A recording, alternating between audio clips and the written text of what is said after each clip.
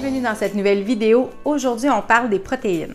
Donc, on sait que dans une alimentation équilibrée, c'est important d'avoir un bon ratio de protéines parce que c'est ce qui nous permet d'être soutenus, de ne pas avoir faim trop rapidement après les repas. Dans mon quotidien à moi, c'est hyper important parce que je fais de la musculation 6 jours semaine. Donc, c'est important pour moi de manger suffisamment de protéines pour être certain que je rentabilise mes entraînements. Donc, aujourd'hui, j'avais aussi envie de te donner plein d'options de repas que tu pouvais faire avec les légumineuses. Donc, on commence la vidéo.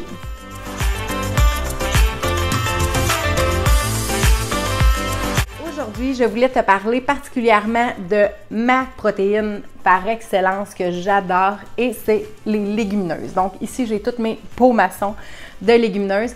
Donc, je suis vraiment quelqu'un qui ne mange pas beaucoup de protéines de soya, donc de tofu, de tempeh. Je suis vraiment pas quelqu'un qui en consomme beaucoup. Mon alimentation, moi, ce que j'aime, c'est d'être le plus possible whole food, donc le plus possible de l'aliment entier dans sa version naturelle, dans sa version où est-ce qu'on vient de le récolter. Donc, pour moi, la protéine idéale, c'est la légumineuse. Aujourd'hui, je te montre toutes les légumineuses que j'utilise le plus régulièrement. Aussi, j'en ai profité pour te montrer une grosse partie de ma préparation de repas de la semaine parce que j'aime planifier toute ma semaine. Donc, quand je commence mon samedi matin, ce que je fais, c'est que je commence par faire une liste de mes menus de la semaine. Donc, je m'assure d'avoir des menus pour tous les soirs de la semaine, d'avoir une idée d'accompagnement aussi que je vais avoir besoin. Donc, ça me permet ensuite de dresser ma liste d'épicerie et de ne rien oublier.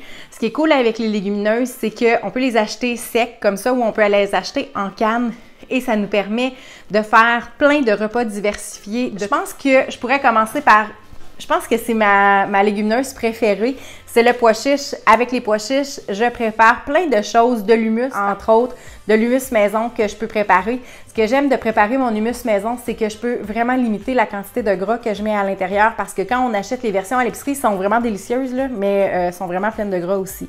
Donc, souvent, quand je fais mon humus à la maison, la seule matière grasse qu'il y a à l'intérieur, c'est le tahini qu'il y a à l'intérieur, qui est de la pâte de sésame. Ce que ça veut dire, c'est que ça me permet de manger beaucoup d'humus et d'avoir beaucoup de protéines, mais très peu de matière grasse dans ce que je mange. Ce que j'aime particulièrement, j'ai découvert ça la semaine dernière, c'est des petites boulettes qui imitent finalement les boulettes végé chez Ikea.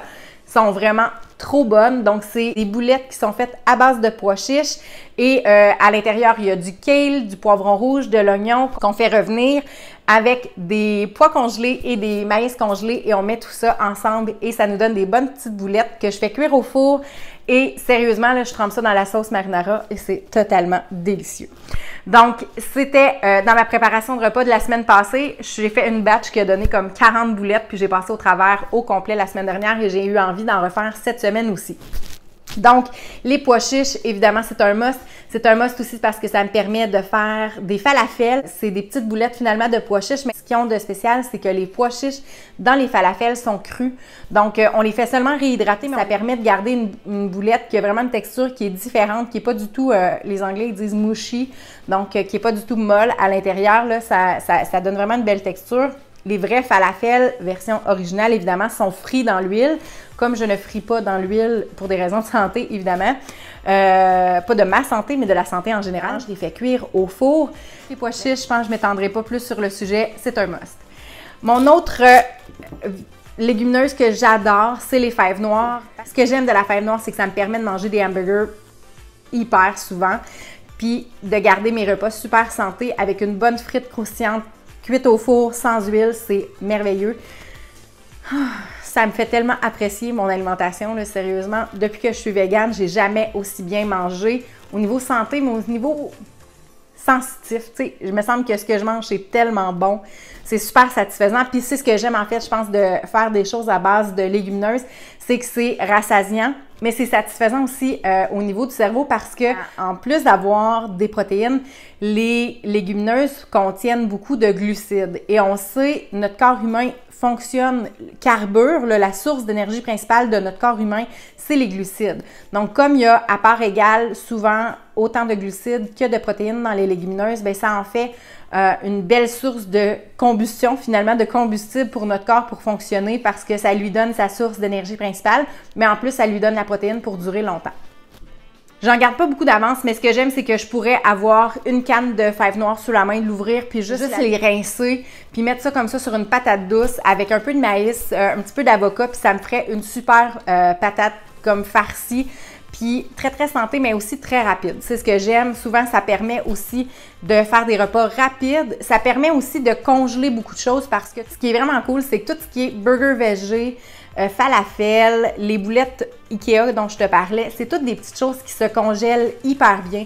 Après ça, tu les ressors, tu les réchauffes au micro-ondes, puis c'est vraiment rapide. Ça te fait un repas vraiment en 2 minutes, là, c'est vraiment super pratique. C'est vraiment super pratique. Ensuite, on a la fameuse bin. Donc, ici au Québec, on connaît bien les fèves au lard. Évidemment, moi, je fais une version sans lard.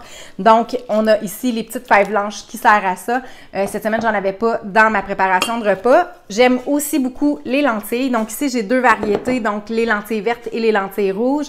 Ça donne tout à fait 2 textures très différentes. Donc, pour te donner une idée, les lentilles vertes vont garder plus leur forme quand on va les cuire. Les lentilles rouges vont se défaire facilement. Mais ça me permet de vraiment diversifier beaucoup la façon dont on les cuit pour avoir plein de résultats différents. Donc, on peut faire des pains de viande, des sauces à spaghetti, des currys, des chilis avec les lentilles et ça donne vraiment des super belles recettes à chaque fois.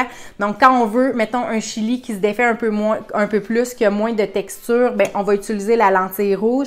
Puis quand on veut qu'on garde un peu plus la texture, on va utiliser la lentille verte. Puis dans certaines recettes, on peut carrément les mixer en 2 pour avoir un peu la texture plus onctueuse, mais garder quand même un croquant de la lentille verte. Fait qu'on peut les combiner facilement. Et on a aussi la... Là, j'en ai presque plus parce que j'ai fait une soupe aux pois hier, mais on a le fameux pois finalement, le pois vert ou le pois jaune. Ici, j'ai des verres, donc qui est pour faire la fameuse soupe aux pois de nos grands-mères.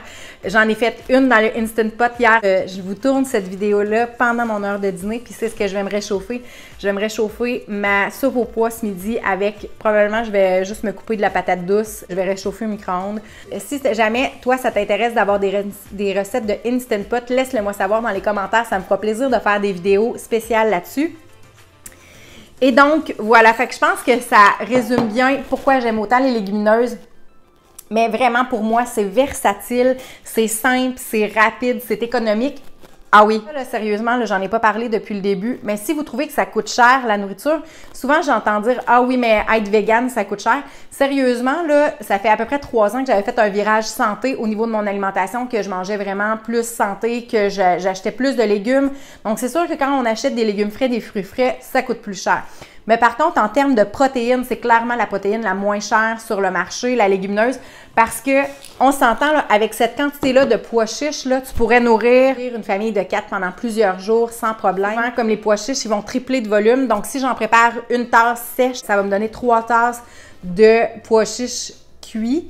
Donc, c'est vraiment économique. Donc, si tu cherches à diminuer tes coûts de tes repas de la semaine, sérieusement, pensez à intégrer des légumineuses dans ton menu de la semaine. Tu peux très bien manger une journée dans ta semaine sans viande et déjà, tu as fait ton petit chemin pour les animaux, pour l'environnement et pour ta santé parce que sérieusement, c'est prouvé que c'est principalement les gras animaux qui causent les maladies coronariennes. Donc, c'est vraiment important de tranquillement intégrer à nos repas des recettes à base de protéines végétales.